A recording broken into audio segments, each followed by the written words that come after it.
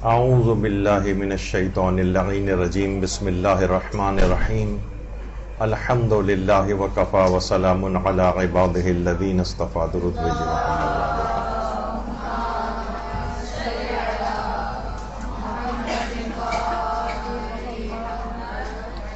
غیبت کے تباہ کن گناہ سے خود کو بچانے کے طریقوں کے سلسلے کا درس نمبر 6۔ آج کوشش یہ ہوگی کہ کافی حد تک اس کو مکمل کر دیا جائے، اور اگر کچھ باقی بچا تو انشاءاللہ اگلے درس میں تو لازمی مکمل ہو جائے گا۔ دیکھیے، حضرت امیر المومنین علی ابن ابی طالب علیہ السلام فرماتے ہیں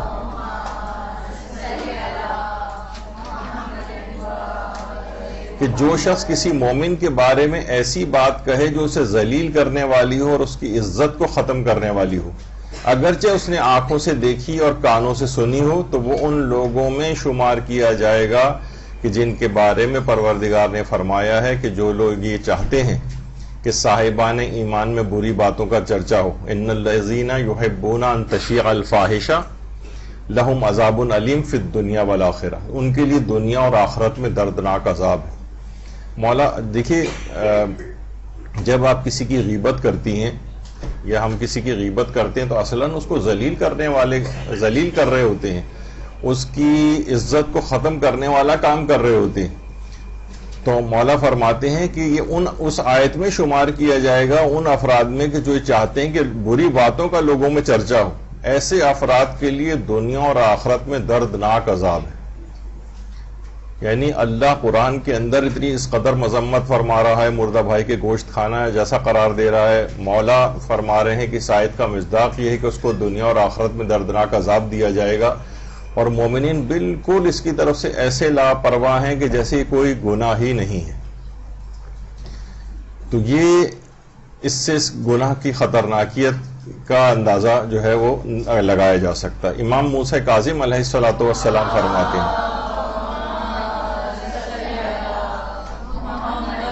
فرماتے ہیں کہ خدا کی قسم کسی مومن کو دنیا اور آخرت کی بھلائی مل ہی نہیں سکتی جب تک خدا سے حسن ظن و امید نہ رکھتا ہو، اچھے اخلاق کا حامل ہو اور غیبت سے بچتا ہو۔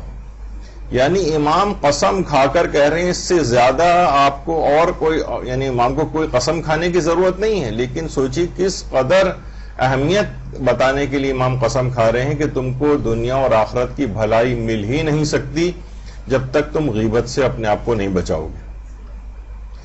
یعنی قسم کھا کے امام نے یہ جملے ارشاد فرمائے ہیں۔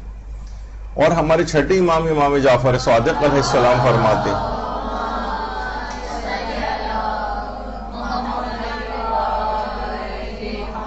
کہ اس شخص کو چاہیے کہ مجھ سے جنگ کا اعلان کر دے جو میرے بندہ مومن کو ذلیل کرتا ہے، اور اس شخص کو چاہیے کہ وہ میرے غضب سے مطمئن ہو جائے جو میرے بندہ مومن کی عزت کرتا ہے۔ یعنی بندہ مومن کو ذلیل کرنا، غیبت کر کے ذلیل ہی تو کیا جاتا ہے۔ اس کو چاہیے کہ مجھ سے جنگ کا اعلان کر دے۔ دیکھیے، کچھ ایسے گناہ ہیں جن کے متعلق یہ کہا جاتا ہے، روایات میں یہی چیز آئی ہے کہ گویا اس کا ارتکاب کر کے ان گناہوں کا وہ اللہ سے اعلان جنگ کرتا ہے۔ جیسے جھوٹی قسم کھانے کے متعلق احادیثوں میں آیا کہ جو شخص بھی جھوٹی قسم کھاتا ہے، ایسے ہی جیسے وہ میدان جنگ میں نکل کر اللہ سے کہے، اے اللہ میں نے تیرے نام کو لے کر جھوٹی قسم کھائی ہے تجھ میں ہمت اور طاقت کہ مجھ سے آ کر مقابلہ کر سکے، مجھ سے آ کر مقابلہ کر۔ استغفر اللہ۔ آپ سوچیں، اللہ سے اعلان جنگ۔ تو یہاں پر بھی امام فرماتے ہیں کہ جو کسی بندہ مومن کو ذلیل کرتا ہے، اب خواہ وہ غیبت کے ذریعے کرے، تہمت کے ذریعے کرے، الزام کے ذریعے کرے، جھوٹ بول کر کرے، کسی بھی طرح سے اس نے اگر مومن کو ذلیل کیا تو ایسا ہی ہے جیسے وہ اللہ کے ساتھ اعلان جنگ کر رہا ہو۔ اے اللہ، میں نے تیرے قانون کو توڑا ہے، معاذ اللہ تجھ میں ہمت ہے کہ مجھ سے مقابلہ کر سکے۔ اعلان جنگ اللہ سے۔ اس قدر خطرناک یہ گناہ ہے کہ انسان کی روح کانپ جاتی ہے اس سے۔ اور یہ بھی پیغمبر اکرم صلی اللہ علیہ وآلہ وسلم نے فرمایا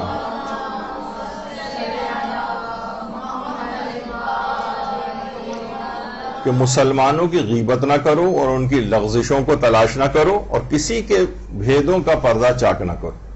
ظاہر ہے جب آپ غیبت کر رہے ہوتے ہیں تو کوئی اس کا کوئی ایسا عیب نکال کر بیان کر رہے ہوتے ہیں, کوئی اس کا گناہ ایسا لوگوں کو بیان کر رہے ہوتے ہیں کہ اس کا پردہ چاک ہوتا ہے. تو پیغمبر نے اس سلسلے میں خصوصی تاکید فرمائی ہے. اور امیر المومنین علی ابن ابی طالب علیہ السلام فرماتے ہیں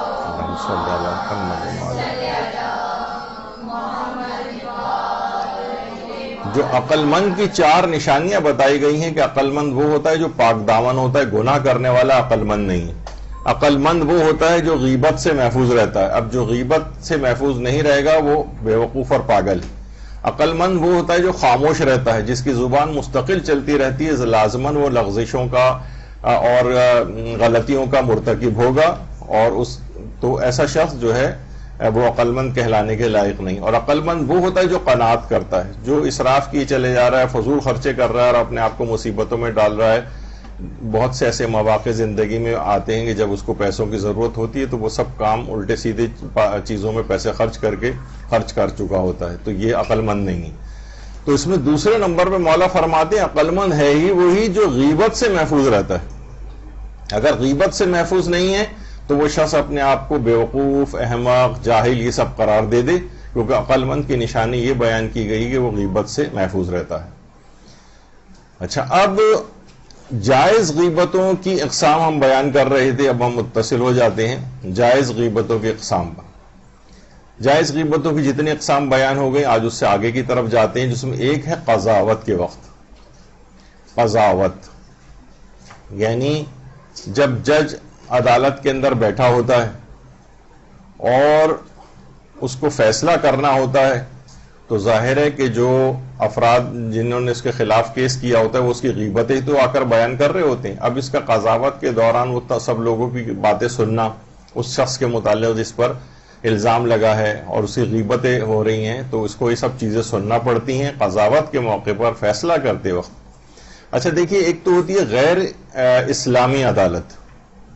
غیر اسلامی عدالت عام طور پر جیسے یہ مثلا سپریم کورٹ کا ایک ہے جس میں اتنے سارے ججز بیٹھے ہوئے ہیں. اب یہاں پر کوئی بھی کیس اگر چل رہا ہوتا ہے, کوئی ملزم, تو اس کی دوسری جو پارٹی ہے اس کے خلاف خوب غیبتیں کر رہی ہوتی ہے.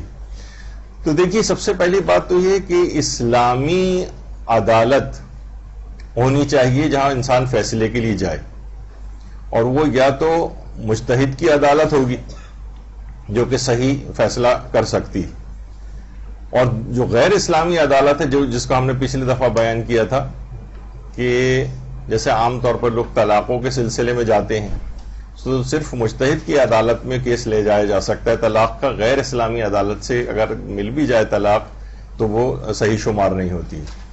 لیکن بہت ساری روایات میں بھی یہ بات آئی ہے کہ حضرت امیر المومنین علیہ الصلوۃ والسلام نے اصول کافی میں بیان کی,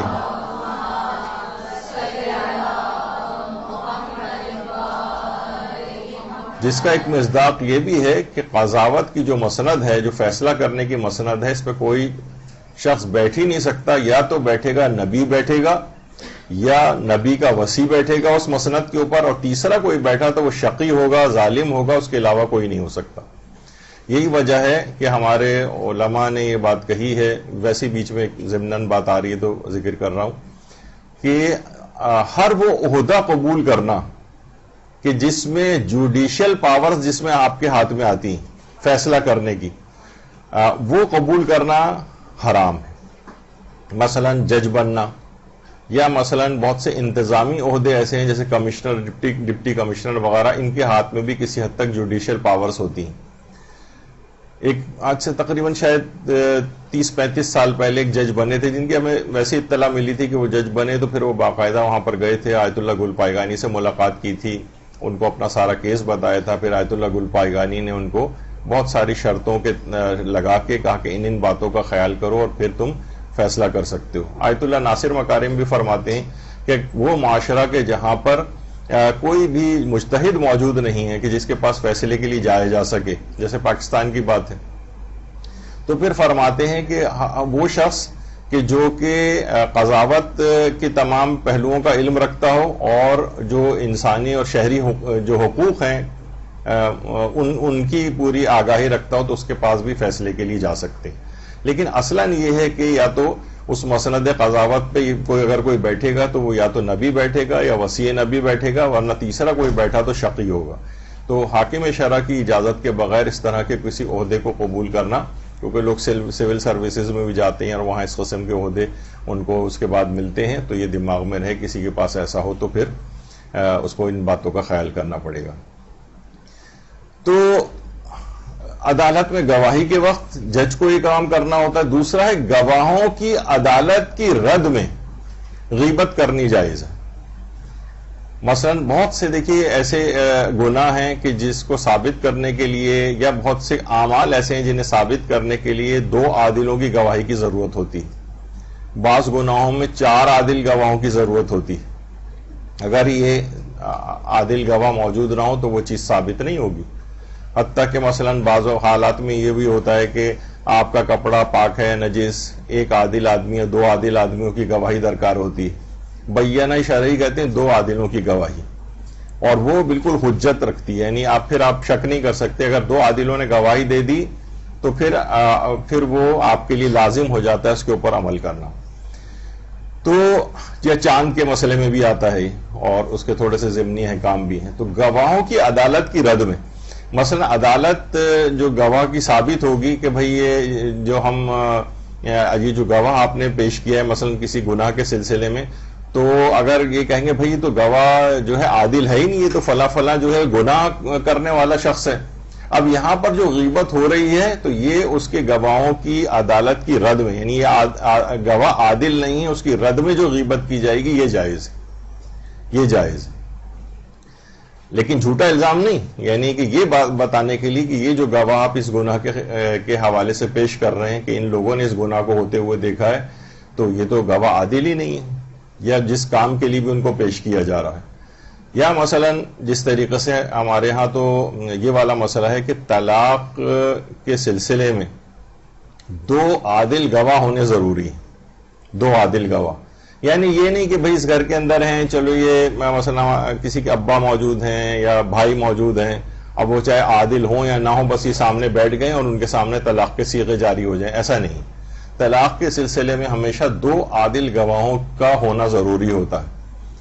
جب یہ علماء بڑی احتیاط کرتے ہیں، اور گواہ جیسے میں نے ایک دفعہ پہلے بتایا تھا کہ بعض اوقات جو مجتہد کی عدالت میں جو کیس جاتا ہے طلاق کے سلسلے میں اور طلاق ولائی جاری ہونے والی ہوتی ہے، تو درس خارج وغیرہ کے بہت سے علماء یہ کرتے ہیں کہ درس خارج کے طالب علم 100-150 مثلا بیٹھے ہوئے ہیں، تو اس میں یہ ہے کہ کچھ نہ کچھ تو یقیناً اس کے اندر عادل ہوں گے، تو اس لحاظ سے پھر اس مجمع میں طلاق کا صیغہ جو ہے بہت سے محتاط علماء جاری کرتے ہیں، کیونکہ عدالت کا مسئلہ بڑا اہم مسئلہ ہے کہ واقعتاً وہ شخص عادل ہونے چاہیے.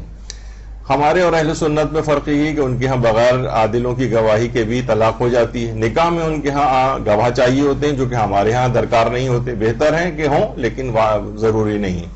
لیکن طلاق میں ان کے ہاں ویسی ہی طلاق ہو جاتی ہے، چاہے اکیلے میں بھی کوئی شخص اپنی بیوی کو طلاق دے، ہمارے ہاں 2 عادل گواہوں کی گواہی ضروری ہوتی ہے.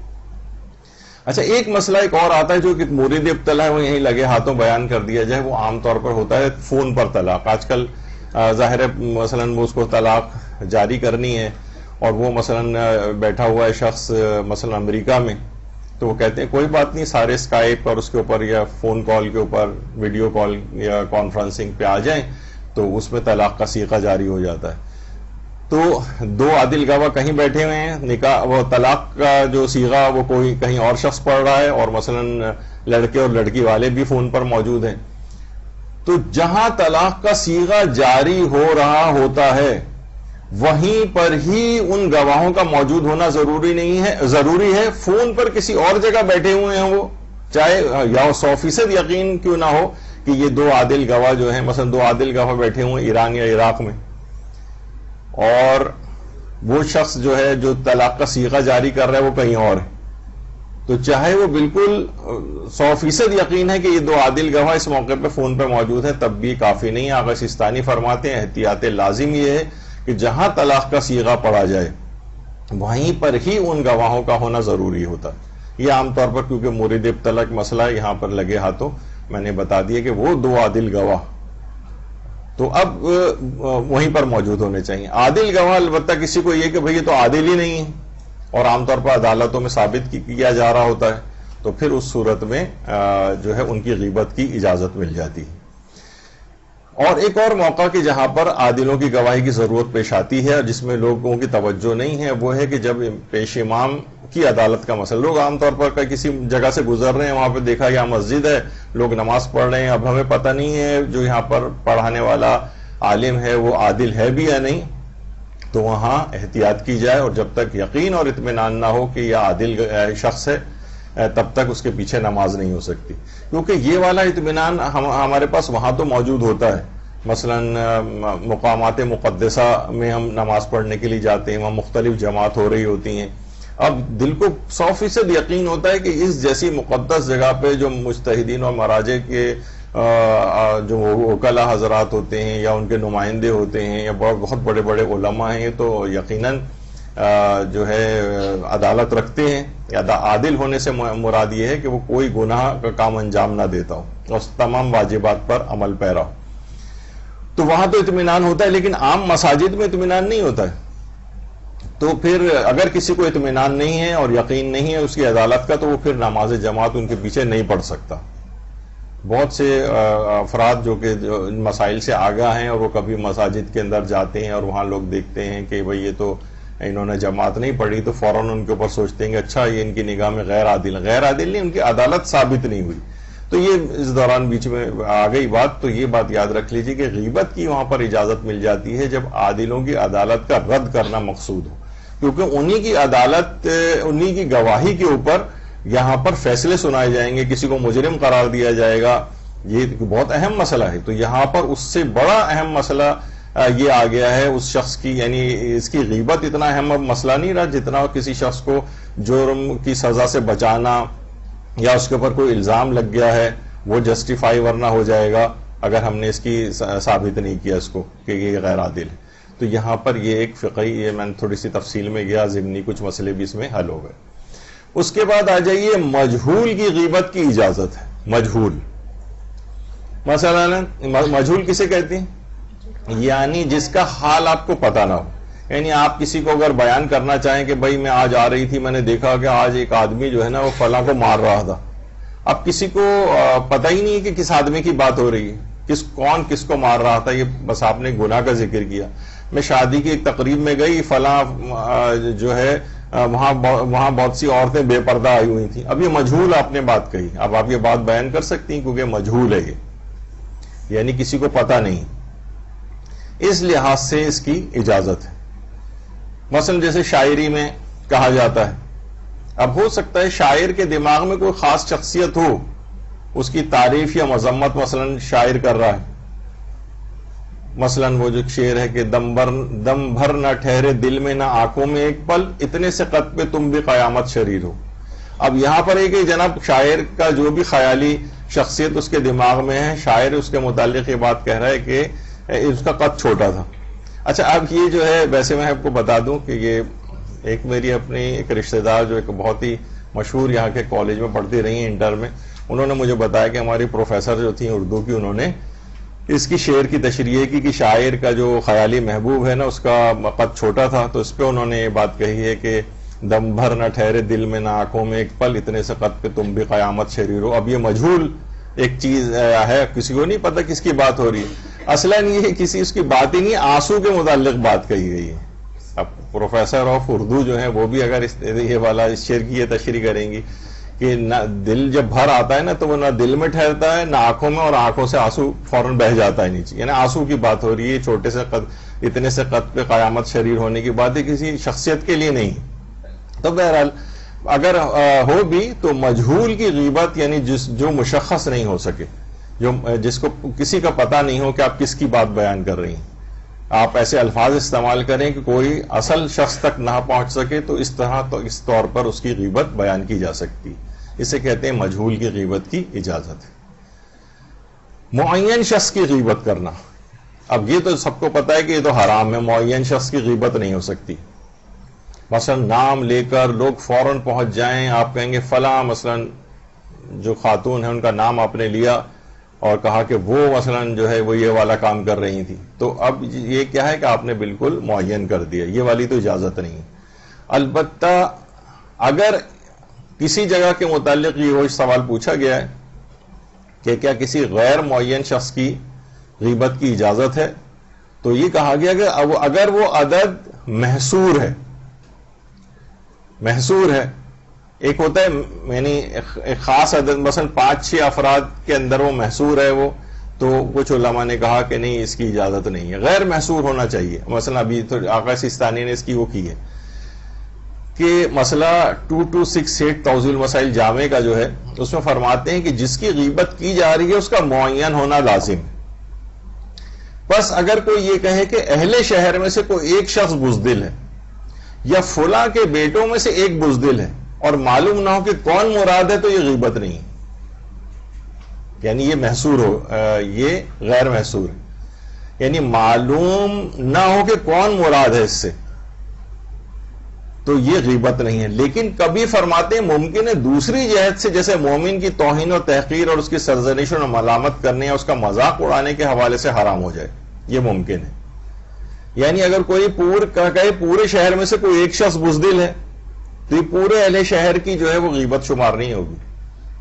یا فلاں کے بیٹوں میں سے کوئی ایک بزدل ہے، اب یہ پتہ نہیں کون ہے، تو یہ کیا ہو گیا کہ یہ یعنی اس میں پتہ نہیں چل رہا ہے کہ کس کی بات ہو رہی ہے، تو یہ بھی غیبت نہیں ہے۔ لیکن فرماتے ہیں ہو سکتا ہے بھائی آپ نے کہا کہ فلاں کے بیٹوں میں سے ایک بزدل ہے، تو چلیں غیبت کے لحاظ سے تو حرام نہیں ہو رہا ہے، لیکن اس مومن کی توہین، تحقیر، تذلیل، مذاق اڑانے کے لحاظ سے حرام ہو رہا ہے، یعنی دوسرا گناہ اس کے اندر آ جائے گا۔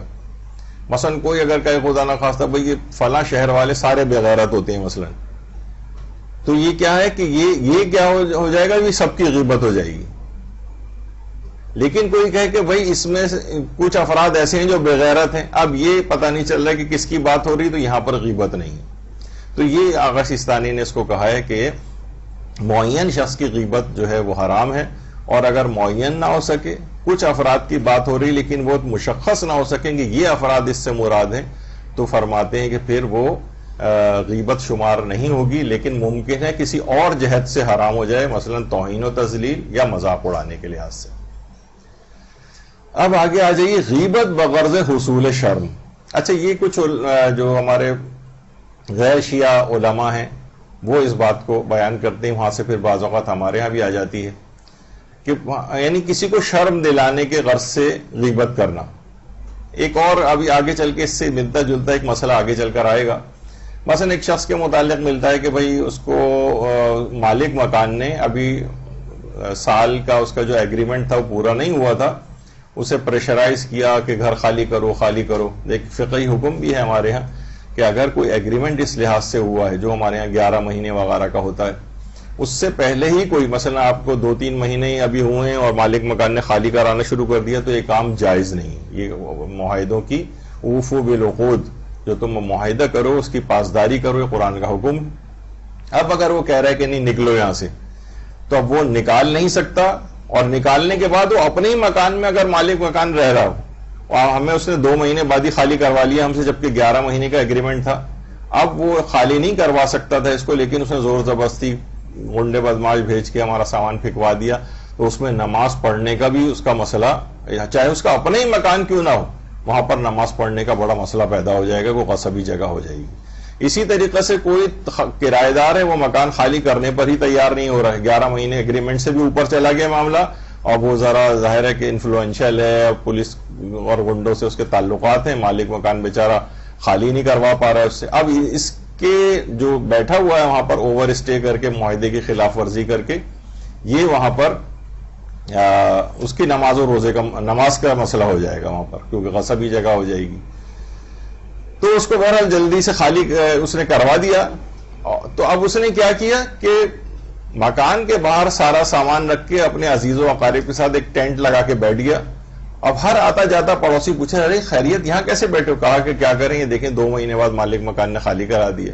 اب اتنا لوگوں نے سنا اس بات کو کہ وہ بیچارہ مالک مکان اتنا جو ہے ایک لحاظ سے اس کو اتنی شرم محسوس ہوئی، ہر جانے والا شخص سے کہہ رہا ہے کہ یار آپ نے اپنے کرایہ دار کو اس طرح سے باہر نکال دیا، تو اسے شرم محسوس ہوئی، اس نے کہا خدا کے لیے واپس دوبارہ آ جاؤ۔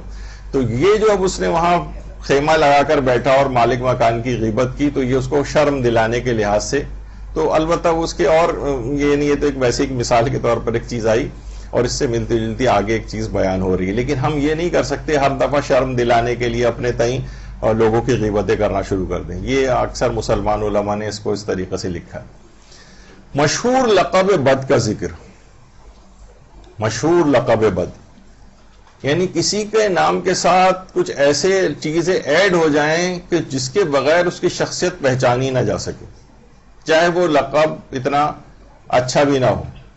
اب بہت سی ہمارے یہاں پر عجیب و غریب نام، ایک دفعہ میں نے ناموں کی کون سے نام رکھنے چاہیے کون سے نہیں، یہاں پر بھی ایک کلاس ہو چکی ہے اس میں، تو اس میں بہت عجیب و غریب ناموں کا، یا خاندانوں میں جو بہت سے نام، مثلا موٹی خالہ مثلا نام اگر کسی کا جو ہے وہ ہے، تو اب دیکھا جائے تو یہ آپ کو یعنی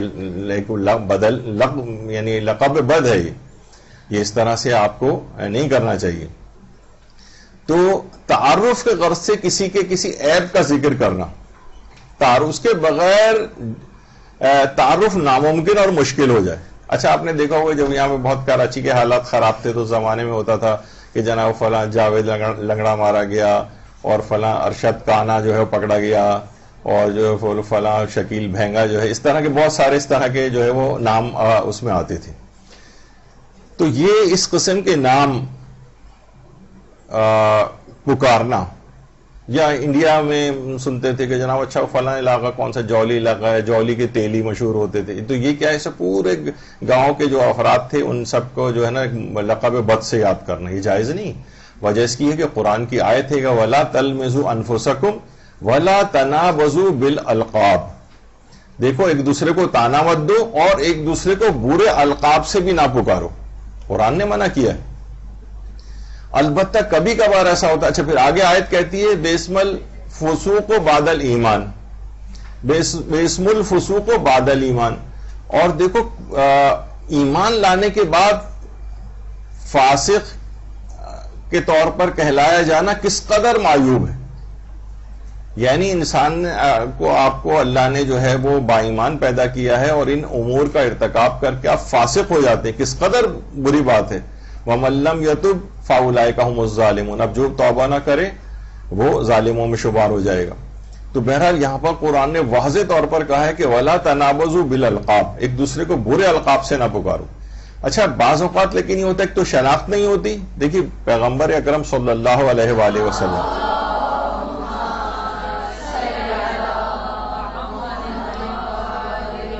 روایات میں 20 ایسے القاب کا ذکر ہوا ہے یا ناموں کا ذکر ہوا ہے جو پیغمبر اکرم کو پسند نہیں تھے، اور پیغمبر نے ایمان جب ان لوگوں نے قبول کیا تو پیغمبر نے ان اصحاب کے نام کو تبدیل کروایا.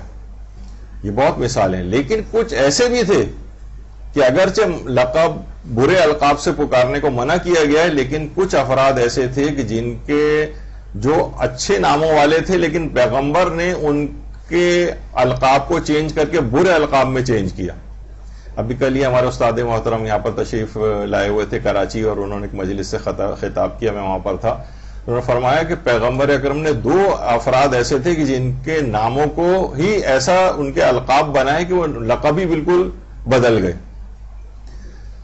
عمر ابن حشام جو کہ ابو الحکم کے نام سے مشہور تھا، لیکن اپنے اس ہٹ دھرمی کی وجہ سے، جو کہ اس قدر یعنی حکمت کا باپ اسے معاشرے میں کہا جاتا تھا، لیکن کیا ہے کہ اس کو پیغمبر نے ابو جہل کا لقب دیا.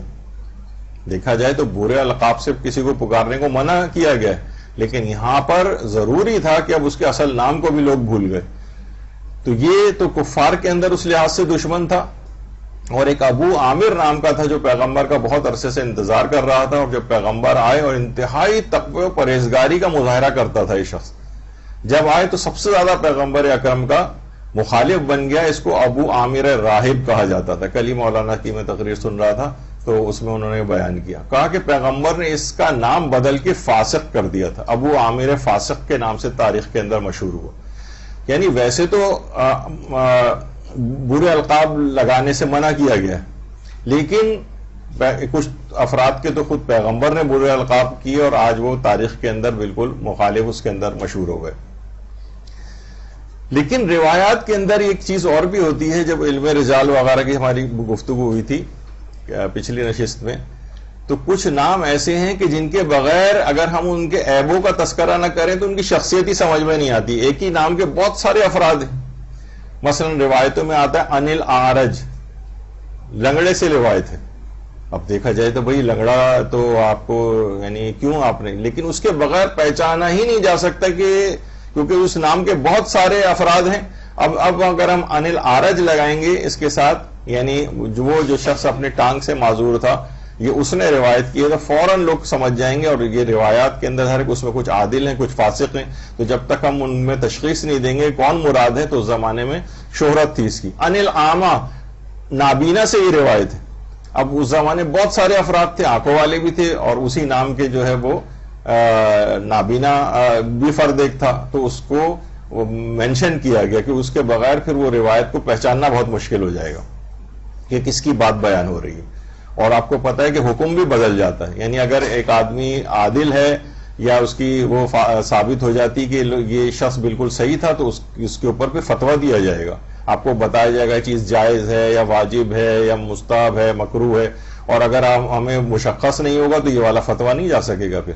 تو یعنی مجتہدین کے ساتھ بڑا مسئلہ یہ ہوتا ہے. تو یہ اگر مشہور لقب بد کے معنی یہ ہیں کہ وہ اس کے بغیر اس کا تعارف ممکن ہی نہیں ہے, تو وہاں پر اس کو تذکرہ کیا جا سکتا ہے. یعنی اس کی توہین و تذلیل بھی نہیں ہو رہی ہے, اس کو وہ خود بھی کمفرٹیبل ہے, اس کے نام کے ساتھ اس طریقے سے لگ گیا ہے, تو اس کو بیان کیا جا سکتا ہے. البتہ دیکھیے یہی ابھی آپ سورہ حجرات کی آیت نمبر 11, اور آپس میں ایک دوسرے پر عیب نہ لگایا کرو اور ایک دوسرے کو برے القاب سے یاد نہ کیا کرو, یہ اب عمومی حکم تو یہی ہے, لیکن وہ ایک ایکسیپشن اس کے اندر آئی. اس کے بعد ایک اگلی چیز آتی ہے طبیب و معالج کے سامنے غیبت کرنا. طبیب اور معالج کے سامنے.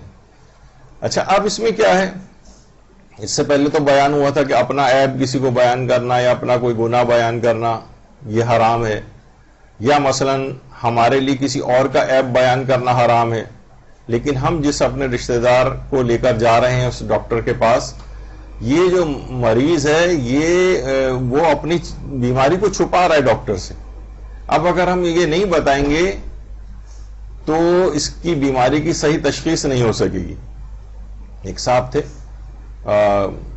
ایک بیماری ہے اینالیپسس کہلاتی ہے, تو وہ اس میں ان کے پس ہو گئی تھی مخصوص اعضاء میں, تو وہ لیکن وہ لوگوں سے چھپاتے رہے یہاں تک کہ پھر وہ یعنی بہت کمپلیکیشن میں چلے گئے, اور بہت بڑا ان کا ایک آپریشن یعنی سیپسس ہونے کے جیسا ہو گیا, ان کو بڑی مشکل سے ان کی جان بچی, یعنی اپنے اس کو چھپا رہے تھے وہ. تو جن افراد کو پتا ہے وہ ڈاکٹر کو بتائیں کہ بھائی یہ اپنی فلاں فلاں مرض کو چھپا رہے ہیں. یا مثلا بہت سے لوگ دواؤں کے اندر ڈنڈی مارتے ہیں, خود سے ہی مریض عام طور پہ کہتے ہیں بھائی ڈاکٹر صاحب وہ جو نیلے رنگ کی گولی تھی نا اس نے مجھے بڑا نقصان کیا ہے. تو نیلے پیلے اتنی سارے رنگوں کی گولیاں ہوتی ہیں, تو مریض کو کیسے پتا چلا کہ اس نے نیلے رنگ کی گولی نے اس کو نقصان کیا ہے. تو اب اس کے رشتہ دار کو پتا ہے کہ یہ وہ واضح طور پہ ڈاکٹر کو پتا ہے ڈاکٹر صاحب یہ جھوٹ بول رہا ہے, یہ دوائیں پوری نہیں کھاتا ہے مثلا یا نہیں کھاتی. اب یہاں پر دیکھا جائے تو یہ غیبت ہو رہی ہے, اس کا ایک جھوٹ بیان ہو رہا ہے. لیکن یہاں پر اگر ہم نہیں بتائیں گے طبیب و معالج کے سامنے تو یہاں ایک بہت بڑا یہ مسئلہ ہو جائے گا. اسی طریقے سے مثلا بہت سی خواتین ایسے ہیں جسے میں بہت سی جگہوں پر گلٹیاں ان کے ہو جاتی ہیں, عام طور پر چھپا رہی ہوتی ہیں کہ یا ڈاکٹر کے پاس شرمندگی محسوس کر رہی ہوتی ہیں بتانے سے کہ فلاں جگہ کے اوپر اس طرح سے ہے. تو جس کو پتا ہے پھر وہ واضح طور پر ڈاکٹر کو بتائے کہ نہیں یہ غلط بیانی کر رہی ہیں اور یہ ان کے اس طرح کے معاملات ہیں. یہاں پر یہ غیبت شمار نہیں ہوگی طبیب اور معالج کے سامنے. البتہ وہ بھی مشہور ہے, ایک خاتون تھے جب ان سے پوچھا گیا کہ جناب وہ ایک لطیفہ کے طور پر بھی مشہور ہے بات کہ اپنی عمر بتائی کیا, انہوں نے کہا 35 سال. کہا کہ بھائی دیکھیے اب آپ کا علاج ہو رہا ہے, اینستھیزیا دیا جانے والا ہے, تو اب صحیح بتائیے. کہا اچھا 40 سال. کہا دیکھیے اس کی ڈوز پہ بھی بہت فرق پڑے گا اگر آپ نے صحیح نہیں بتائی. کہا 45 سال. ڈاکٹر نے کہا دیکھیں جان کو بھی خطرہ ہو سکتا ہے. کہا اب چاہے میری جان ہی کیوں نہ چلی جائے 1 سال بھی آگے نہیں بڑھاؤں گی. تو بہرحال یہ ہے کہ یعنی عمر کے لحاظ سے اگر کوئی بات ہے جس میں غلط بیانی کوئی مریض یا مریضہ کر رہی ہے تو اس کے جھوٹ کو بتانا, اس کے اس عیب کو بتانا ڈاکٹر کو اس کی اجازت ہے. غیبت بغرض عبرت. بعض اوقات دیکھیے اللہ بھی کسی کے گناہ کو ظاہر کرتا ہے. دیکھا جائے تو کسی کا عبرت کے طور پر گناہ کو ظاہر کرنا یہ جائز نہیں ہے. یا بعض اوقات خود پیغمبر کی اپنی سیرت کے اندر میں ملتا ہے کہ پیغمبر نے لوگوں کو اس کا گناہ بتایا تاکہ لوگوں کو عبرت حاصل ہو اور وہ اس گناہ سے بچ جائیں. یہ بھی تاریخ کے اندر اس لحاظ سے آیا. اس طریقے سے سعد ابن معاذ. اچھا پچھلی دفعہ جو گفتگو ذکر ہوئی تھی وہ معاذ ابن جبل کی تھی. اب سعد ابن معاذ کو لوگ سمجھتے ہیں شاید یہ سعد ابن معاذ جو تھے یہ سعد جو تھے یہ معاذ ابن جبل کے بیٹے تھے. نہیں، وہ ایک الگ شخصیت ہے اور سعد ابن معاذ الگ ہے. سعد ابن معاذ ان کے متعلق کہا جاتا ہے جنت البقیع میں ان کی ایک قبر ہے، لیکن کچھ علماء کہتے ہیں کہ وہ مقام کے جہاں کے ذرا بقیع میں تھوڑا دور کی طرف ایک قبر کی نسبت دی جاتی ہے حضرت فاطمہ بنت اسد سلام اللہ علیہا سے. اللہم صلی علی محمد.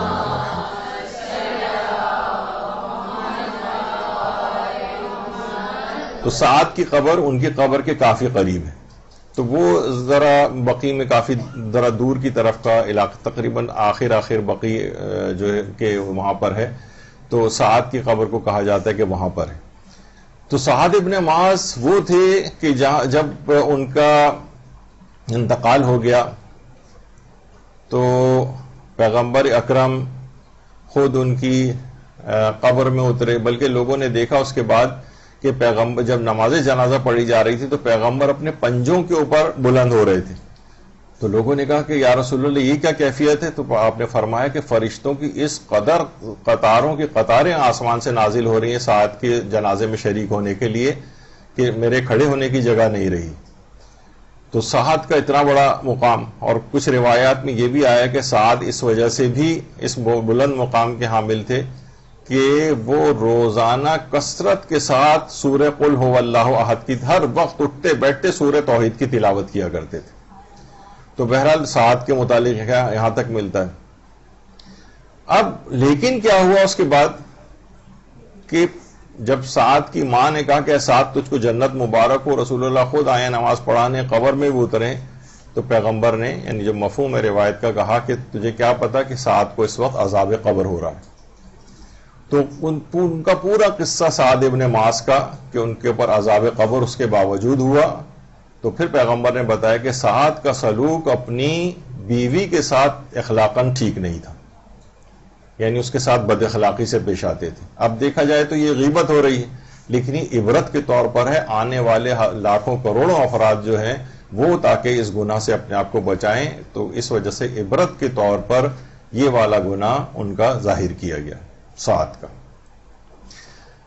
اچھا اب ایک زمانے میں بالکل ابتدائی جو دور تھا انٹر کے بعد کا، اس زمانے میں میرا ایک بڑا ویسا شوق ہوا کرتا تھا کہ اخبار میں جو مختلف اس قسم کی جو خبریں آتی تھیں ان کی کٹنگز میں کاٹ کے رکھتا تھا، اور بہت عرصے میرے پاس رہیں بھی. لیکن پھر ظاہر ہے وہ شوق اس کے بعد اتنی ساری جو ہو گیا تھا کہ وہ پھر میرا شوق اتنا نہیں رہا کہ میں بعد میں کٹنگ کاٹ کے رکھوں. لیکن دکھانے کے لیے لوگوں کو کہ بالکل اوریجنل واقعہ ہوا ہے. پنجاب کے علاقے کا ایک واقعہ تھا کہ جب قبر جس جگہ بھی کھودتی تھے ایک مردے کے لیے تو وہاں پہ سانپ نکلتے تھے. دوسری قبر کھودی وہاں پہ بھی سانپ نکل رہے، تیسری قبر کھودی وہاں پہ بھی سانپ نکل رہے، یہاں تک کہ اسی کے اندر لوگوں نے بہرحال کر کے اس کو دفن کر دیا. اور پھر لوگوں سے پتہ چلا کہ اچھا یہ فلاں جو ہے گناہ کیا کرتا تھا. اس میں پوری تفصیل تھی اس زمانے، اب تو مجھے اتنی یاد بھی نہیں رہی. یا مثلا انڈیا کے ایک زمانے کا میں نے وہ پڑھا تھا واقعہ کہ جناب وہ ایک شخص کی بہن کا انتقال ہوا تھا، وہ قبر میں اترا، جیب میں اس کے کچھ پاسپورٹ یا کوئی ڈاکومنٹ تھا جو قبر میں لیٹاتے ہو تو اس کی جیب سے گر گیا. اس نے سوچا بھی اٹھا کے رکھ لوں گا، لیکن بہرحال اسے یاد نہیں رہا، باہر نکل آیا. عورتوں کی جب وہ ہوتا ہے عام طور پر تو اس کے اوپر ایک کپڑا سا چادر سی بھی ڈھک دیتے ہیں کہ کوئی اور نہ دیکھ سکے، تو وہ اتنا لوگوں نے دیکھا بھی نہیں اور وہ بہرحال باہر نکل کے آ گیا. قبر بند ہو گئی. اس کے بعد اسے یاد آیا کہ ارے وہ میرا اہم ڈاکومنٹ تو رہ گیا. علماء سے مشورہ لیا تو نبش قبر، دیکھیے ایک چیز نبش قبر کہلاتی ہے، یعنی قبر کو کھودنا.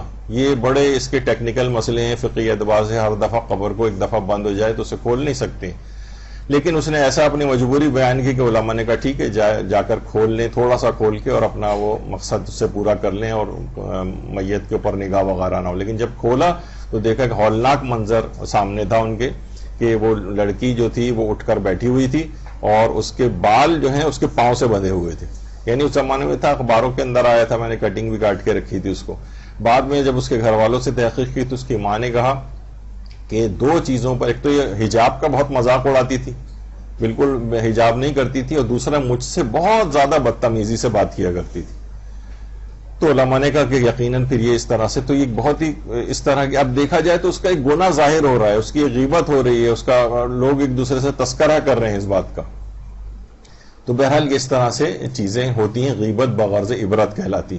یعنی روایت میں بھی ملتا ہے، اصول کافی کے اندر امام جعفر صادق علیہ السلام نے فرمایا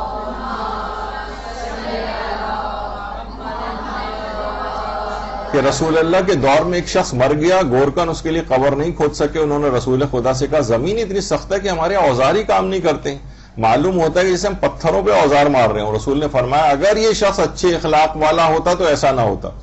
اچھا اب ایک پیالے میں پانی لاؤ، آپ نے اس میں ہاتھ ڈالا، زمین پر پانی چھڑکا، مٹی ریت کی طرح بھربھری ہو گئی اور گورکنوں نے پھر اس کے بعد آسانی سے قبر کھود لی. رسول کافی کی روایت. اب پیغمبر یہاں یہ جو فرما رہے ہیں اگر یہ اچھے اخلاق والا ہوتا تو ایسا نہ ہوتا، یعنی اس کی بد اخلاقی کی، یعنی پیغمبر نے ایک لحاظ سے ہمارے بظاہر نگاہ میں یہ ہو کہ غیبت ہو رہی ہے اس کی، لیکن یہ عبرت کے طور پر ہے تاکہ لوگ بد اخلاقی سے اپنے دامن کو بچائیں اور اپنے آپ کو محفوظ کریں. اسے کہا جاتا ہے غیبت بغرض عبرت. شیخ محسن علی نجفی، ابھی ان کا بھی علامہ شیخ محمد شفا نجفی جو اسلام آباد میں ہوتے ہیں، ابھی میں ان کی کل ہی پرسوں ایک تقریر سن رہا تھا جس میں انہوں نے شیخ محسن کے حوالے سے یہ بات بیان کی، مفسر قرآن، جامعۃ الکوثر کے بانی، اور بے شمار ان کے پروجیکٹ، سب تو انتقال ہو گیا شیخ محسن کا. انہوں نے اپنی کتاب کے اندر یہ والا واقعہ لکھا ہے کہ جب وہ پاکستان میں ایک بہت بڑا زلزلہ آیا تھا تو ایک شخص کو جب دفن کرنا چاہ رہے تھے تو کہہ رہے ہیں جہاں پر بھی دفن کر کے بند کرتے تھے میت قبر سے باہر نکل آتی تھی. خود انہوں نے بیان کیا شیخ محسن نے، تو باہر نکل کے آ جاتی تھی. بہت کوشش کی، نہیں تو یہاں تک کہ لوگوں نے کہا کہ وہ کوئی شاید دریا نیلم کہیں سے گزرتا ہے، کہا کہ اس کو دریا میں ڈال دو. دریا میں ڈالا، دریا نے بھی اچھال کے باہر پھینک دیا. اس کی بار بار جب ایسا ہوا تو ایک عورت ساتھی کھڑی ہوئی تھی جس کی میت کی کوئی رشتہ دار تھی، تو اس نے کہا میں اس کی بیٹی ہوں اور یہ انسسٹ جو ایک بہت ہی بڑا عظیم گناہ ہے اس کے اندر یہ مبتلا تھا، تو وہ اس کے اندر اس کی وجہ سے یہ ایسا ہو رہا ہے. تو شیخ محسن نے بھی بات بیان کی. تو بہت سارے ایسے گناہ ہیں کہ جس سے ان کے گناہ ظاہر ہوتے ہیں لیکن وہ عبرت کے طور پر ہوتے ہیں تاکہ معاشرہ ان گناہوں سے اپنے آپ کو جو ہے وہ بچائے. غیبت بغرض حفاظت. اگلی چیز، بعض اوقات یہ ہوتا ہے کہ ہم اس وجہ سے غیبت کر رہے ہیں تاکہ کسی کو اس سے محفوظ رکھا جا سکے. پچھلی دفعہ بھی خیر ہم نے اس سلسلے میں شاید بات بیان کی تھی، مجھے یاد پڑ رہا ہے کہ شاید یہ والی چیز بیان ہو گئی تھی. یعنی کسی کی یا تو جان بچائی جا سکے، اس کی اب برائی کی بیان کر رہے ہیں. اب جیسے ایک 5ویں اور 6ٹھے امام اور 7ویں امام کے بھی ایک صحابی تھے، زرارہ ابن عیون. زرارہ یعنی بہت ہی جلیل القدر اصحاب اجماع میں سے کہے جاتے ہیں، اور لیکن امام نے ان کی برائیاں بیان کی، غیبتیں کی. غیبت تو نہیں کہا جائے گا، جو کہ تقیہ کے اندر، تاکہ یہ ان کو بچانا مقصود تھا. امام اس وجہ سے بھی لوگوں کی بعضوں کی مذمت کرتے تھے تاکہ حکام جو پیچھے لگے رہتے تھے کون ان ائمہ کا ماننے والا ہے، ان کو چن چن کا قتل کیا جاتا تھا. زرارہ کو بچانا مقصد تھا، تو امام نے ان کی برائی جو ہے وہ بیان کی.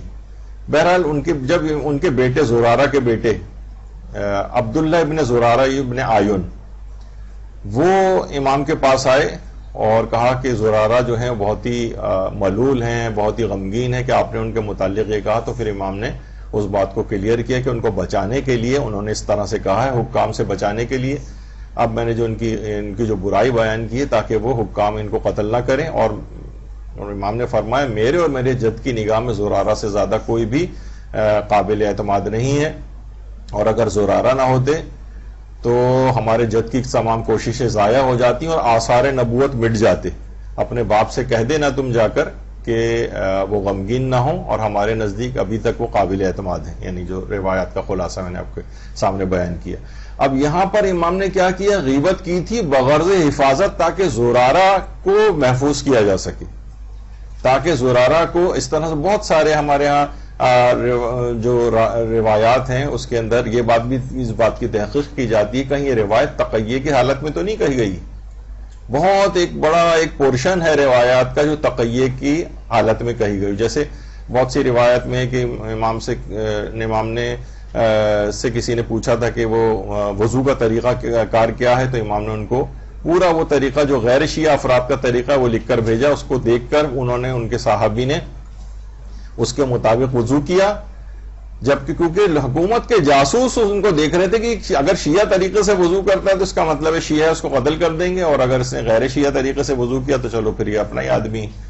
تو امام نے اس طرح سے تقیہ میں اس کو ان کو لکھ کے بھیجا، اور اس کے بعد پھر جب وہ تقیہ کا دور تھوڑا سا گزرا تو اس کے بعد امام نے جو اصل جو طریقہ ہے وہ ان کو لکھ کے بھیجا۔ تو اس طرح سے غیبت بغرض حفاظت۔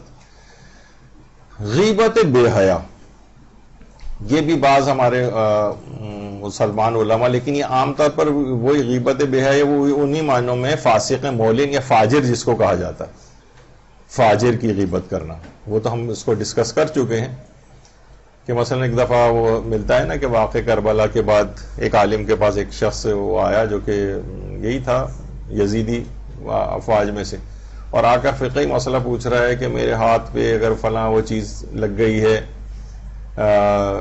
تو کیا یہ فلاں چیز لگ گئی ہے تو کیا میرا وضو ہو جائے گا یا نہیں ہو جائے گا، یا میرے ہاتھ پہ جو یہ مچھر کا خون لگ گیا ہے وضو ہو جائے گا یا نہیں۔ تو انہوں نے کہا کہ افسوس اس قدر بے حیا ہے قوم کے فرزند رسول کا خون بہانے کے بعد مچھر کے خون کا مسئلہ پوچھنے کے لیے آیا، اس قدر بے حیا۔ تو اسی طریقے سے ہمارے ہاں بھی ہوتا ہے، بہت سے افراد وہ والدین کے خلاف اتنی زبان درازی کر رہے ہیں، سب کچھ کر رہے ہیں، اور وہ کہ جناب ہاتھ پہ ایلفی کا ایک وہ لگ گیا ہے، میرے یہ بتائیے کہ اس پہ وہ ہوگا یا نہیں ہو جائے، اتنے بڑے بڑے گناہ کر کے آ رہے ہو اور یہ والا مسئلہ پوچھ رہے ہو۔ تو بہرحال وہ تو ضروری ہے، چلیں بہرحال مسائل فقہ وغیرہ پوچھنا، لیکن یہ فاسق مولن کہلاتے ہیں، فاسق یعنی جو جس کو فاجر کہا جاتا ہے، کھلم کھلا بے حیا ایسے افراد کی وہ ہم بیان کر چکے ہیں، یہ دوبارہ آ گیا، لیکن بہرحال اس کو غیبت فاجر کے اندر آپ کر سکتے ہیں۔ اچھا، کسی مومن کو غلطی یا گناہوں سے روکنے کے لیے غیبت کرنا جبکہ اس کے علاوہ کوئی اور طریقہ نہ ہو،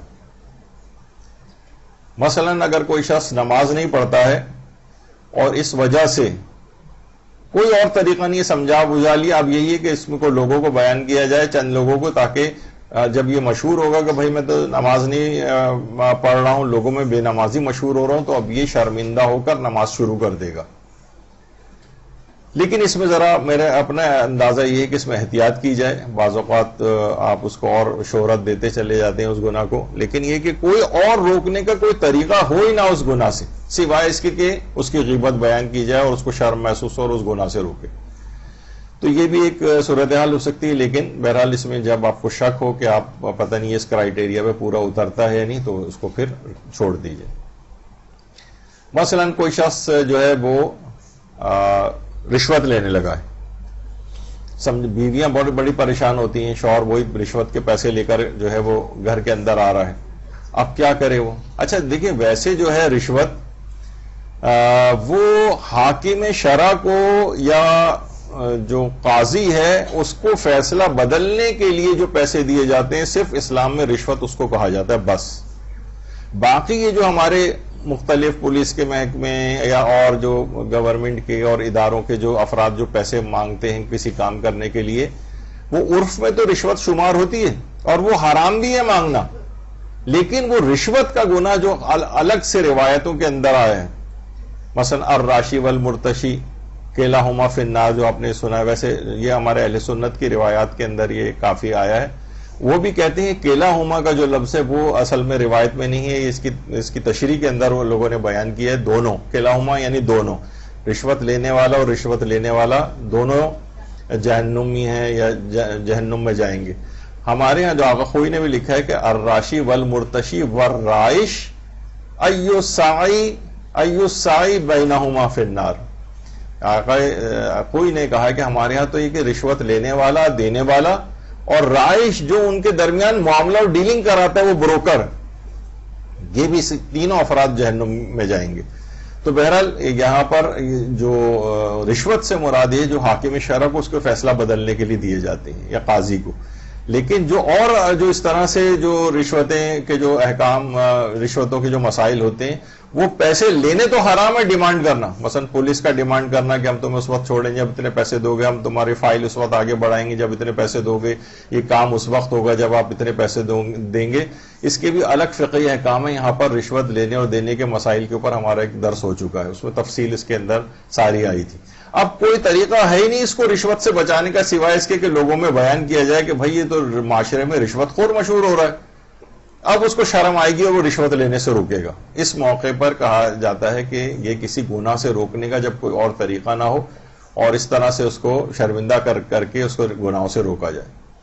اس کے بعد آتا ہے غیبت بغرض استفتاء, مجتہد سے کوئی فقہی حکم معلوم کرنے کے لیے غیبت کرنا.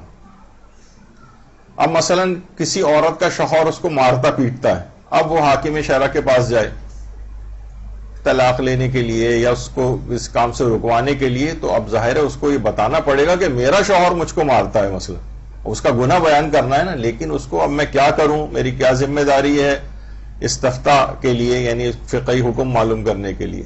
باپ اپنی بیٹی کا قضیہ لے کے مجتہد کے پاس آئے کہ بھئی میری بیٹی جو ہے وہ کنواری ہے اور اس نے میری اجازت کے بغیر شادی کر لی ہے, تو کیا اس کا یہ عمل صحیح ہے؟ مثلا سوال پوچھا اس نے آ کر, استفتاء کیا ہے. اب وہ کیا کر رہا ہے کہ ایک گناہ بتا رہا ہے اس کا, کیونکہ بغیر باپ کی اجازت کے, یعنی اگر بیٹی اپنے امور میں مستقل نہیں ہے, یعنی باپ پر ڈیپینڈنٹ ہے, باپ سارے خرچے اس کو اٹھاتا ہے وغیرہ, اب یہ آقا سیستانی فرماتے ہیں کہ یہ باپ کی اجازت کے بغیر شادی نہیں کر سکتی. اس پہ ہمارے یہاں پورے 2 لیکچرز اس کے دقیق فقہی احکام کے اوپر ہو چکے ہیں کہ بعض اوقات وہ معلق ہو کے رہ جاتی ہے, یعنی نہ وہ اپنے آپ کو شادی شدہ سمجھے گی کہ وہ اپنے اس شوہر کے پاس جا کر رہنے لگے, اور نہ بے شادی شدہ سمجھے گی کہ میرا تو نکاح ہی نہیں ہوا ایک لحاظ سے تو میں دوسری شادی کر لیتی ہوں. تو اس پہ 2 چیزیں عام طور پر یہ کہا جاتا ہے کہ وہ واجب ہو سکتی ہیں. میں دقیق فقہی احکام نہیں بیان کر رہا, یا تو یہ کہ اپنے اس سے شوہر سے طلاق لے یا اپنے باپ کو راضی کرے, 2 ہی چیزیں ممکن ہوتی ہیں.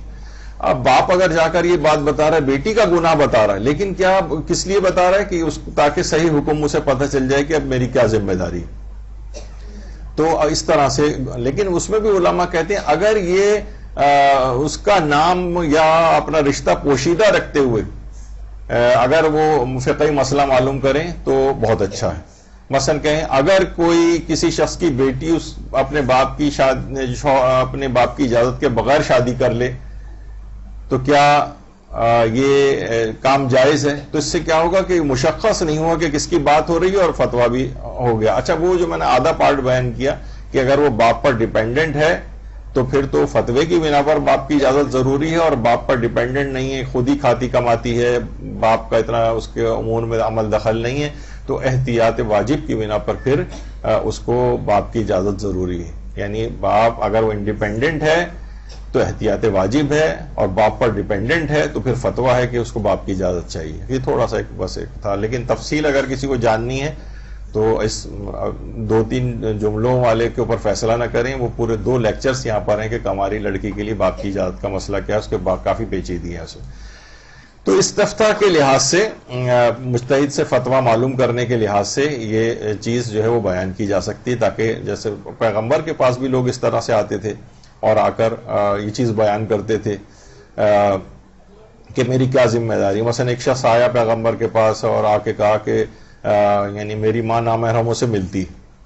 اب دیکھا جائے تو اس نے وہاں سے آ کر بتایا, تو پھر پیغمبر نے کہا ٹھیک ہے تم اس کو ایک کمرے میں لے جا کر قید کر دو, اور باہر سے یعنی اس کو تو وہ پھر جو بھی اس کو کھانا پانی وغیرہ کے لیے کھولتا تھا, اور اس نے پھر باہر یعنی پیغمبر کے حکم پر ہی اس کو ایک کمرے کے اندر بند کر دیا تھا تاکہ وہ نامحرموں سے اس طرح سے ملاقاتیں نہ کرے.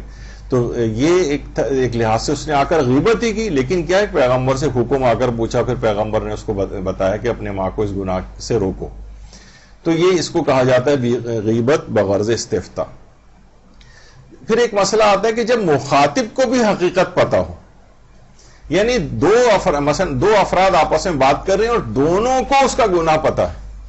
دیکھیے غیبت کا ہم نے کیا مسئلہ بیان کیا تھا اس سے پہلے کہ اس شخص کے مخفی عیب کو بیان کرنا، کسی مومن کے چھپے ہوئے عیب کو بیان کرنا دوسرے کو، یہ غیبت کہلاتا ہے. تو یہاں تو دونوں کو عیب پتا ہے، کوئی چیز مخفی نہیں ہے، لیکن دونوں ایک دوسرے سے ڈسکس کر رہے ہیں. تو علماء یہاں پر یہ فرماتے ہیں کہ پھر یہ جائز تو ہے، سوائے اس کے یعنی اس کو بھی پتا ہے، مثلا آپ کی سہیلی کوئی ہے جو کہ نماز نہیں پڑھتی، آپ کو بھی پتا ہے، جس کو آپ بتا رہی ہیں اس کو بھی پتا ہے یہ بات، یعنی تو اس میں غیبت کا گناہ تو نہیں ملے گا، لیکن اگر اس کی توہین اور تذلیل ہو رہی ہے تو ایک اور گناہ اس سے آ سکتا ہے لازم.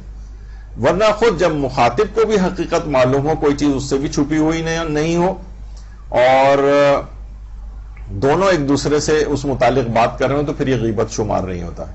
یعنی جب کسی کو کوئی نئی اطلاع نہیں ملنی چاہیے. اچھا، اس میں ایک اور بھی مسئلہ ہوتا ہے، اگر ایک شخص کو تفصیل معلوم ہے اور دوسرے کو مختصر پتا ہے، مثلا معلوم ہے کہ کل فلاں تقریب کے اندر کوئی خاتون جو ہیں ان کا حجاب مکمل نہیں تھا اور انہوں نے تقریب اٹینڈ کی، اب دونوں کو اتنا پتا ہے، لیکن ایک کو تفصیل پتا ہے کہ نہیں، خالی صرف یہی نہیں کہ انہوں نے دوپٹہ نہیں پہنا ہوا تھا اور اس میں مکس گیدرنگ میں مردوں کے والی تقریب کے اندر شریک ہوئی، انہوں نے جو ہے وہ میک اپ بھی کیا ہوا تھا. اب ایک کو تفصیل پتا ہے اور ایک کو تفصیل نہیں پتا ہے، تو اب وہ جو تفصیل کا جو اضافی چیز ہے وہ بیان نہیں ہو سکتی. یعنی چاہے حقیقت دونوں کو پتا ہے، لیکن ایک کو مختصر پتا ہے، ایک کو تفصیل پتا ہے، تو جس کو تفصیل پتا ہے وہ مختصر والے کو اس کی تفصیل بیان نہیں کر سکتے. یہ نہیں سوچ سکتے کہ بھئی یہ دونوں باتیں ہم لوگوں کو پتا ہی ہیں، نہیں، اس کو کم پتا ہے، آپ کو زیادہ پتا ہے. تو زیادہ جس کو گناہ کا علم ہے اس کو وہ تفصیل دوسرے کو بیان نہیں کر سکتا. دیکھیے تھوڑی سی یہ باریکیاں ہیں اس مسئلے کے اندر اور اس کا خیال رکھنا چاہیے. اچھا، پہلے ایک مسئلہ تھا وہ آقا خوئی کا تھا جو انہوں نے تبدیل کر دیا. بہت مختصر مدت میں ان کا ایک مسئلہ تھا، جس نے ایک بار تبا بھی ایک گناہ بھی کر لیا اور توبہ نہیں کی، اس کی غیبت تمام اس کے جو ہیں غیبت جو بھی گناہ اس نے کیے ہیں اس کی غیبت پھر حرام نہیں رہتی. لیکن بہت مختصر مدت تک کے لیے ان کا فتویٰ تھا، پھر آقا خوئی نے اس مسئلے کو تبدیل کر دیا تھا.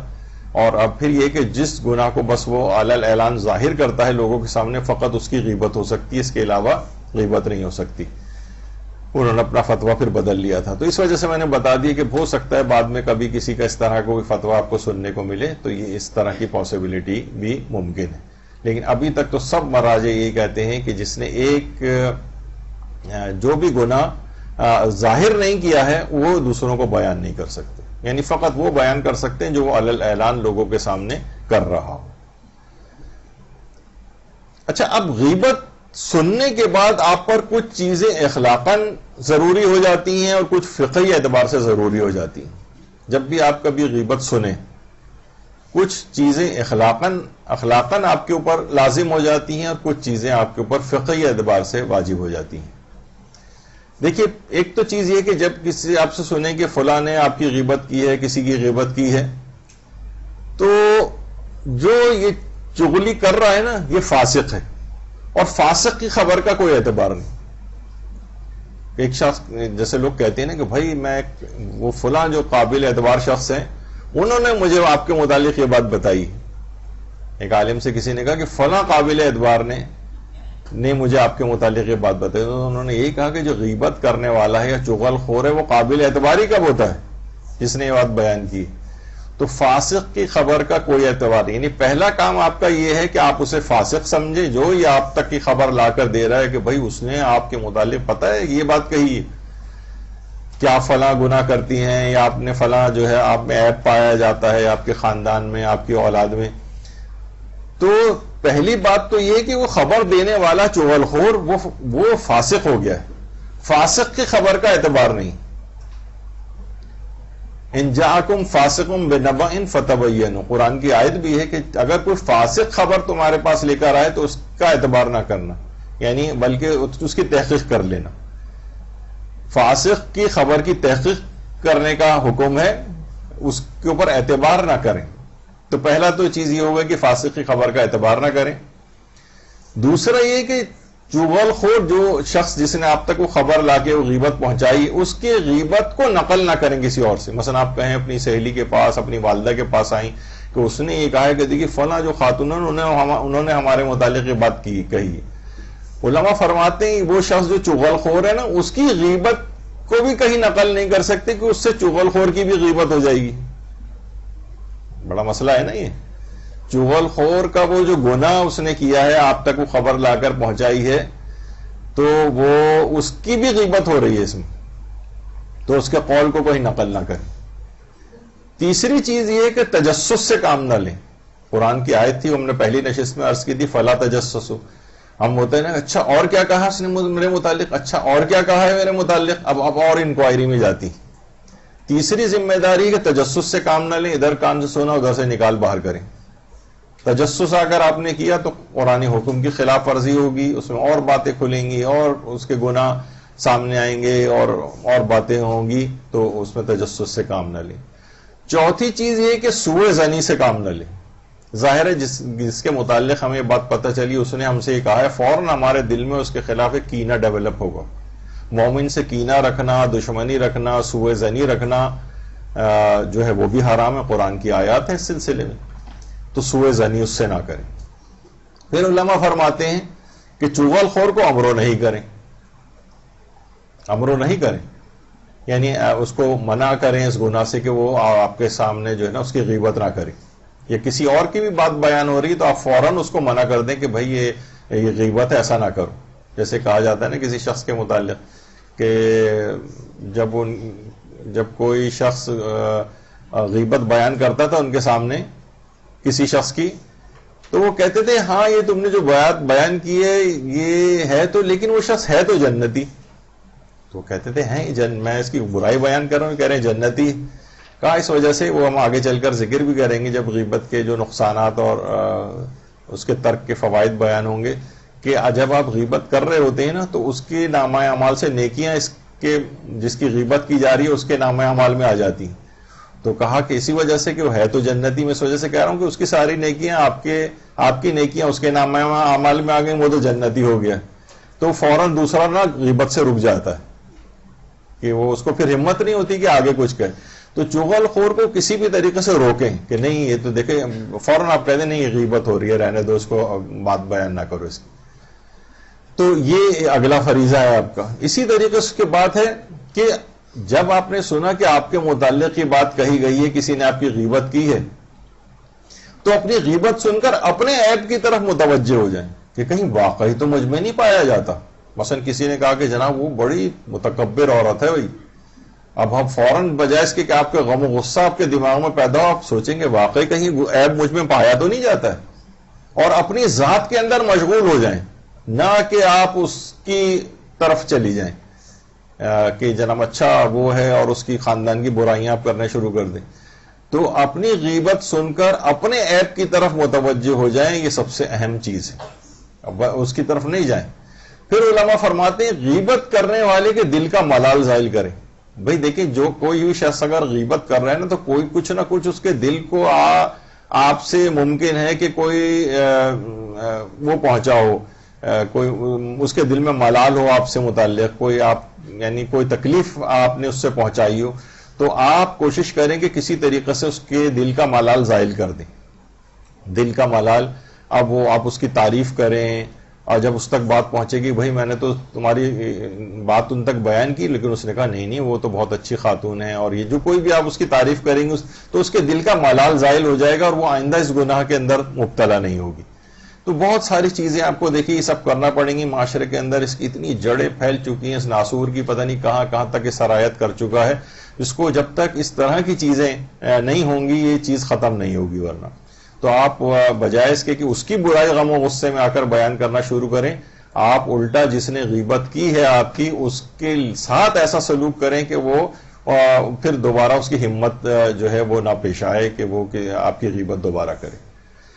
اور علماء فرماتے ہیں کہ بعض اوقات یہ ہوتا ہے کہ اس نے جو بھی بات آپ سے متعلق کی ہے اس کو مطلب باطل پر محمول نہ کریں، بلکہ روایات کے اندر ملتے ہیں اگر کسی شخص کی باتوں مثلا کوئی بات ہے اس میں 100 پہلو نکل رہے ہوں اور 99 پہلو جو ہیں آپ کے خلاف جا رہا ہوں، ایک پہلو یہ ہو کہ شاید اس کا مطلب یہ نہیں یہ ہو، تو اسی پہلو کو لے لو اور اس سے حسن ظن رکھو کہ اس کا مقصد یہی ہوگا، بجائے اس کے کہ آپ اسے باطل مقصد کے اوپر محمول کریں. نہیں وہ کیونکہ میری دشمن ہے، میری خلاف ہے، اس وجہ سے اس نے جو ہے وہ ایسا کیا ہوگا اور مجھے اس طرح سے کہا ہے، تو مطلب باطل پہ محمول نہ کریں. 100 میں سے اگر 99 پہلو بھی باطل کے تھے اور ایک پہلو بھی کوئی ایسا تھا جس سے جو حسن ظن کا پہلو نکل سکتا ہے، تو آپ سوچیں کہ اس کا یہ مقصد نہیں ہوگا بلکہ یہ مقصد ہوگا. تو یہ اور نہیں بھی ہے تو اپنے دل کو کھینچ کے اسی کی طرف لے جائیں اور اپنے دل کو بالکل پاک صاف کرسٹل کلیئر رکھیں تاکہ آپ کے دل میں بھی اس کے لیے کوئی کینہ وغیرہ پیدا نہ ہو. یہ ہے. اچھا، اسی طریقے سے پھر کہا جاتا ہے کہ دیکھیے کان کے ذریعے انسان یہ سب غیبتیں سنتا ہے. کان کے ذریعے یہ کہا جاتا ہے غیبت تبھی ہو سکتی جب سننے والا موجود ہو. اصل مسئلہ ہے کہ یہ سننے والے ہی تو بیٹھے ہوتے ہیں اس وقت کہ دوسرے کو بھی ہمت ہوتی ہے کہنے کی. جب کوئی سننے والا نہیں ہوگا یا سننے پر تیار نہیں ہوگا تو انسان غیبت کہاں کرے گا؟ غیبت تبھی ہو سکتی جب سننے والا موجود ہو. تو روایات میں یہ بات بھی آئی ہے، حضرت امیر المومنین علیہ الصلوۃ والسلام فرماتے ہیں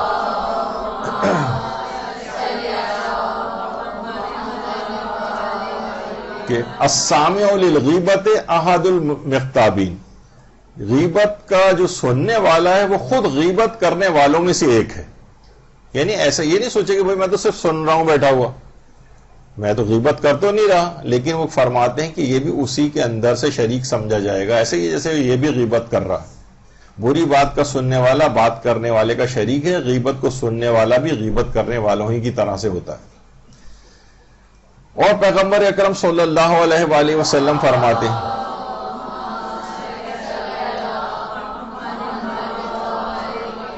کہ جو شخص اپنے مسلمان بھائی کی غیبت نہ سن کر اس کی آبرو بچاتا ہے، خدا کے لیے ضروری ہے کہ اسے جہنم سے آزاد کر دے.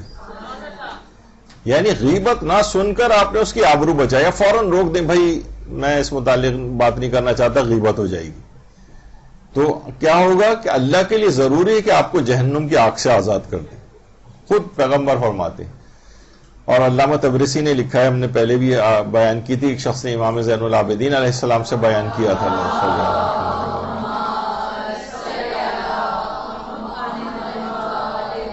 کہنے کہ فلاں آپ کو غیبت گمراہ اور بدعتی کہتا ہے. آپ نے فرمایا افسوس ہے تم نے اس کی ہم نشینی اور دوستی کا خیال نہیں کیا اور اس کی برائی مجھ سے بیان کر دی. دیکھو یہ غیبت ہے، آئندہ ایسا نہ کرنا. فوراً امام نے روک دیا. جب آپ 1 2 3 دفعہ لوگوں کو منع کر دیں گے، لوگوں کو خود ہی پتہ چل جائے گا کہ نہیں ان کے ساتھ غیبت یہ نہیں سنتے، اب خود محتاط ہو جائیں گے. ہمارے ساتھ مسئلہ یہ ہے کہ ہم اتنی دلچسپی کا مظاہرہ کرتے ہیں غیبت سننے کے بعد کہ سامنے والے کو اور ہمت ہوتی. وہ صرف غیبت نہیں، وہ تہمتیں بھی بیان کر دیتا ہے، الزامات بھی لگا دیتا ہے اور آپ کو خوش کرنے کے لیے اور اس میں نمک مرچ بھی چھڑک دیتا ہے.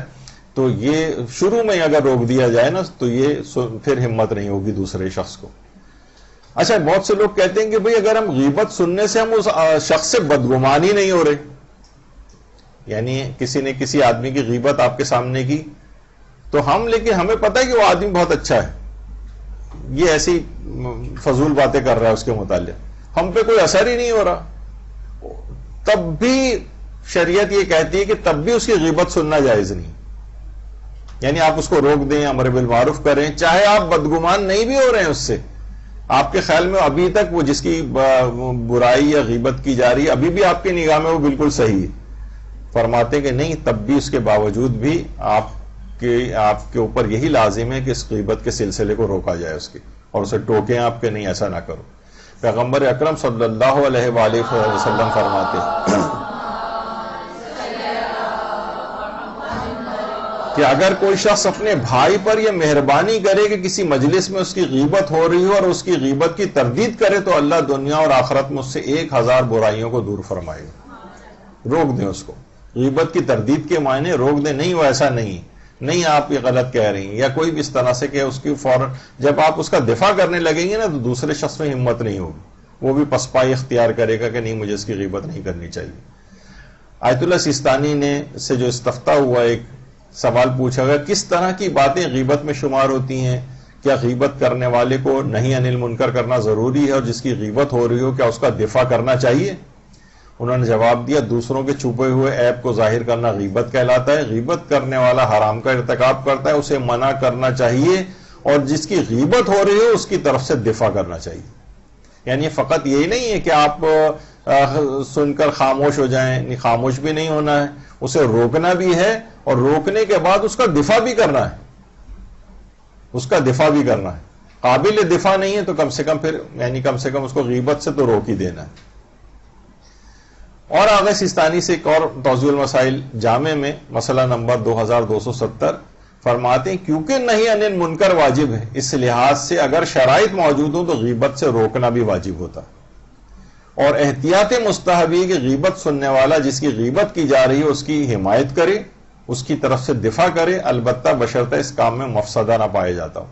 مثلا ہم اس کا دفاع کرنے جائیں گے تو ہمارے ساتھ ہی لڑائی جھگڑا شروع ہو جائے گا, یعنی اب اس کے اندر ایک خرابی آ رہی ہے. اگر ایسا خرابی لازم آ رہی ہے تو دفاع نہ کریں, بس اس کو غیبت سے روک دیں. اور اگر لڑائی جھگڑا نہیں ہو رہا ہے تو پھر فرماتے ہیں احتیاط مستحب یہ کہ اس کی حمایت کریں جس کی غیبت کی جا رہی. یہ اس کے اندر ایک فقہی حکم پایا جاتا. اور تیسرے نمبر کا دیکھیے جو سوال, اس میں ہم نے اخلاقیات کے لحاظ سے جو آپ کے چھوٹے چھوٹے بکلیٹ ہیں مدرسے کے 20 سے زیادہ ہی ہیں, شاید 30 کے قریب ہوں گے, تو اس میں تیسرے نمبر کا جو سوال اس میں ایک تھا کہ وہ کون سا نیک عمل ہے جس کو کرنے پر خدا مومن پر سے دنیا و آخرت کے خطرات کے 1000 دروازے بند کر دے گا. ان میں ایک ہے مومن بھائی کی غیبت ہو رہی ہو تو اس کا دفاع کرنا اور غیبت کرنے والے کو روکنا. دنیا اور آخرت کے خطرات کے 1000 دروازے بند ہو جائیں گے, یعنی اگر آپ نے اس کا دفاع کیا.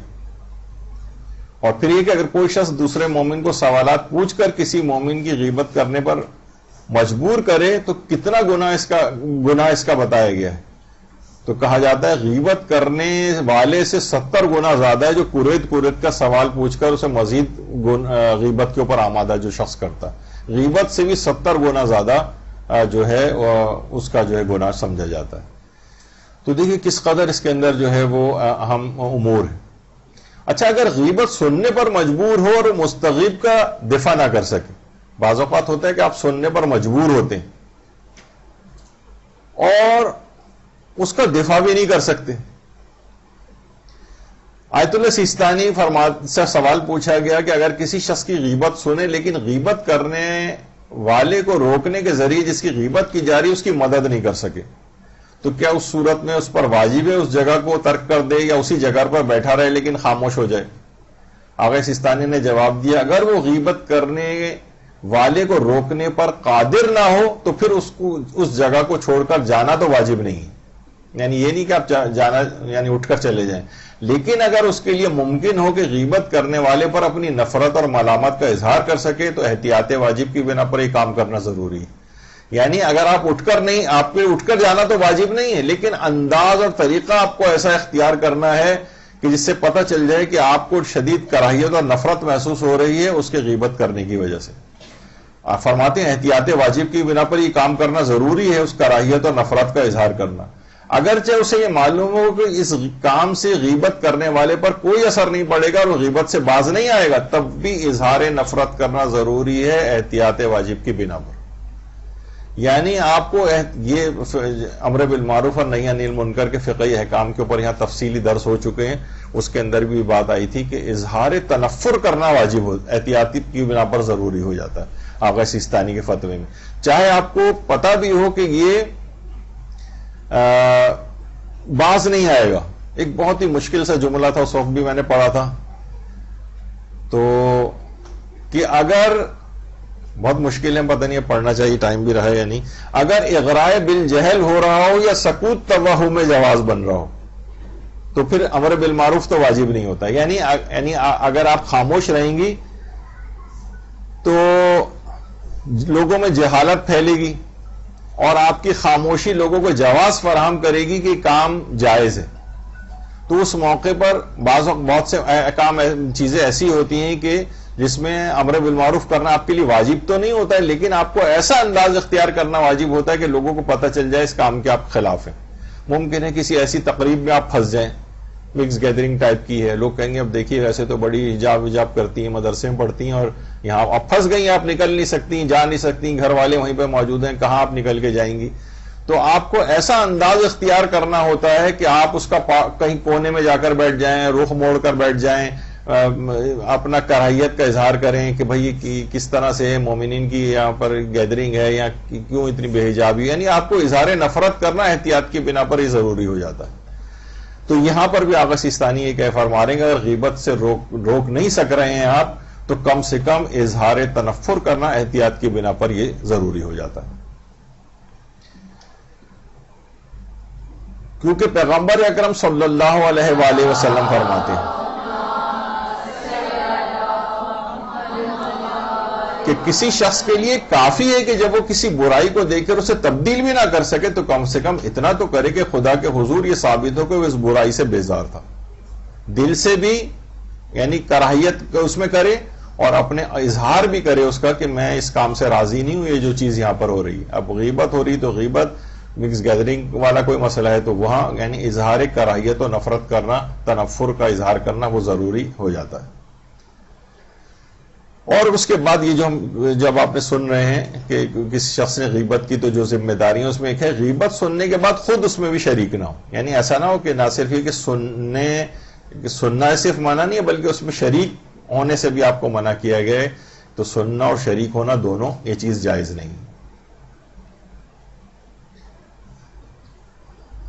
اچھا, اگر والدین کسی مومن کی غیبت کر رہے ہوں, مثلا اپنے ہی ماں جو ہے اپنی کسی بہن کی کر رہی ہو غیبت, اور اب کیا ہوگا اگر وہ اس طرح سے کر رہی ہیں, تو غیبت کو اگر ہم روک نہ سکیں تو کیا اس جگہ کو چھوڑنا واجب ہے؟ آغا سیستانی سے بھی ایک سوال پوچھا گیا تو اس میں تو انہوں نے کہا, اب اس سے پہلے آپ نے سنا تھا کہ اس کو چھوڑ کر جانا تو واجب نہیں ہے, اس جگہ کو روکنے پر اگر قادر نہیں. لیکن والدین والا جب مسئلہ پوچھا گیا ان سے تو انہوں نے کہا کہ پہلے تو ان کو روکنے کی کوشش کریں, وہ نہ رکیں تو اٹھ کر چلے جائیں, اور اگر اٹھ کر جانے میں ان کی توہین اور تحقیر ہو رہی ہو تو پھر خاموشی اختیار کر کے بیٹھ سکتے ہیں وہاں پر. یعنی پھر آپ ان کو روک بھی نہیں سک رہے ہیں, اٹھ کر جانے میں ان کی توہین ہو رہی ہے والدین کی, تو پھر خاموشی کے ساتھ بیٹھے نا, اس میں شریک نہ ہو. تو بہرحال یہ والدین کے سلسلے میں ایک جو استفتاء ہے اس کے اندر انہوں نے یہ بات بیان کی. تو بہرحال اچھا نہیں, اب اس کے بعد اب کیونکہ تھوڑا سا یہ پارٹ اور رہ گیا جو اب سب سے اہم ہے کہ اب تک اگر آپ نے کسی کی غیبت کر دی ہو تو اب کیا آپ کی ذمہ داری بنے گی؟ کیا اس سے معافی مانگنا ہوگا آپ کو, یا معافی نہیں مانگنا ہے؟ معافی نہیں مانگنا ہے, صرف توبہ کرنی ہے, تو توبہ کا طریقہ کار کیا ہوگا؟ اور اگر اس کی آپ نے غیبت کے ذریعے آپ کی اس نے غیبت کی ہے, اس کی معاشرے کے اندر ایک توہین و تذلیل یا بدنامی ہو گئی ہے, تو اس لحاظ سے آپ کی پھر ذمہ داری کیا ہے, غیبت کا کفارہ کیا ہے؟ یہ اب ہماری انشاءاللہ جو اگلی نشست ہوگی انشاءاللہ 100% مجھے تقریباً یقین ہے کہ وہ بالکل آخری نشست ہوگی اور آپ کی ساری چیزیں. لیکن آج آپ نے دیکھا کہ اس میں چیزوں میں اتنا بات ہو گئی, اور ابھی تو اہم پارٹ اس کا باقی رہ گئے جو سب سے اہم ہے. اور ساری زندگی جو پچھلی غیبتیں ہیں ان کے جو برے اثرات ہماری زندگیوں پر جو ہے وہ پڑ رہے ہوں گے, تو ان اثرات کو ہم کیسے ختم کریں, یہ بھی ہمارا اگلی گفتگو کا عنوان ہوگا انشاءاللہ. 7 کے اوپر ہمارا یہ عدد مکمل ہو جائے گا. ہر دفعہ میں اس عدد کو بڑھاتا گیا, مجھے بڑی معذرت اور شرمندگی ہو رہی ہے, لیکن کیا کریں کہ یہ چیز بھی ایسی کہ ایک دفعہ آپ اس کو تفصیل کے ساتھ سن لیں تاکہ بس یہ آئندہ زندگی میں اس گناہ سے اپنے آپ کو بچایا جا سکے. وصلی اللہ علی محمد وآلہ الطیبین الطاہرین. درود.